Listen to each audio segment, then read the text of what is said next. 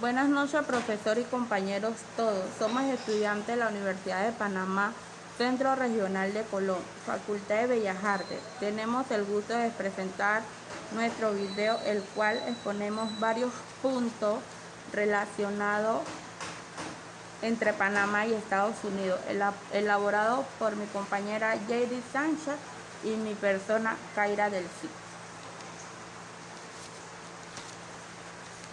La doctrina Monroe. La doctrina Monroe es el principio de la política exterior de Estados Unidos, que nos permite la intervención de la potencia europea en los asuntos internos del país del hemisferio, derivado a un mensaje al Congreso por el presidente James Monroe. Destino manifiesto es una frase e idea que presenta la creencia en que los Estados Unidos de América es una nación destinada a expansión desde la costa atlántica hasta el Pacífico. Esta idea es también usada por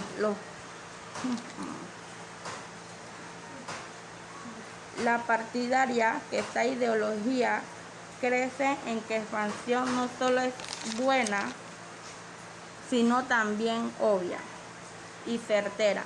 Esta ideología podría resumirse en la frase por la autoridad divina de Dios. La fiebre de oro en California fue un género social ocurrido en Estados Unidos entre el año 1848 y 1855. Inmigrantes que llegaron a la cercanía de San Francisco, en California, en busca de dicho metal. Este fenómeno comenzó en cerca del pueblo de La Colonia cuando se descubrió oro en Silver Mill. El primero buscadores que llegaban Fort Knight del año 1849. El ferrocarril de Panamá es la línea ferroviaria que une el Océano Atlántico con el Océano Pacífico a través de Panamá en América Central desde el año 1998. El ferrocarril de Panamá es propiedad conjunta de las Kansas City y Panamá Helling. La ruta entre ellos es 48.700 kilómetros a través del Istmo de Panamá, desde Colón hasta la ciudad de Panamá, por medio de Gatún, Bijao, Barbacoa, Machi, Sertín y el Abrique Puerta en 1855. Se le denomina ferrocarril interior oceánico, que hasta fue descubierto como el primer ferrocarril transatlántico del mundo. Rivalidades anglosajonas en el control de la América Central. En la medida en que los Estados Unidos se fue consolidando como una gran potencia, fue ampliando su área de influencia más allá de sus fronteras. Una de esas regiones donde puso especial interés fue el Istmo Centroamericano, lugar donde existía la posibilidad de construir un canal interoceánico. Esa situación lo llevó a un enfrentamiento diplomático con la Gran Bretaña por el control de la región de América Central.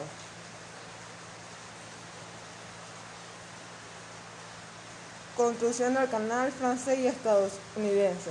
Los franceses fueron los primeros en intentar construir un canal de Panamá. En 1880, en el ambicioso proyecto se encargó al ingeniero Lesper, que había demostrado su talento en la exitosa construcción del canal del Suez.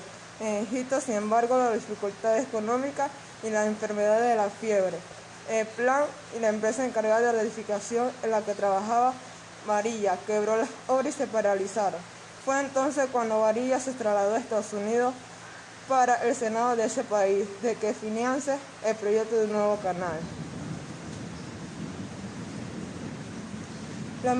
Los misterios de la historia general de Victoriano Lorenzo. 15 de mayo de 1903, fue un líder indígena y general colombiano. Su participación en la Guerra de Mil Días tuvo una fuerte influencia en el Istmo de Panamá, luchando contra la injusticia que cometía la autoridad conservadora en contra del ismeño, y por ello se considera como un caudillo y héroe nacional de Panamá. Para ser derrotados los liberales en julio de 1900 en la batalla de Puente de Caledonia, Victoriano se encargó de esconder las armas que los rebeldes lograron conservar. La separación de Panamá de Colombia. Fue un hecho ocurrido el 3 de noviembre de 1903, después de la Guerra de los 1000 días, que se desencadenó la programación de la República de Panamá. En Colombia, la noticia de la separación de Panamá no fue conocida hasta el 6 de diciembre en Bogotá. La razón dada por explicar el atraso fue que el cable submarino que hacía posible las comunicaciones entre las dos regiones se había dañado en esos días. Fue el embajador de Colombia en Ecuador quien hizo llegar la noticia al gobierno colombiano, que ocultó la noticia por algunos días para prevenir a posibles disturbios que ocurrían en Bogotá. La verdadera historia de la separación. Amador y Varilla.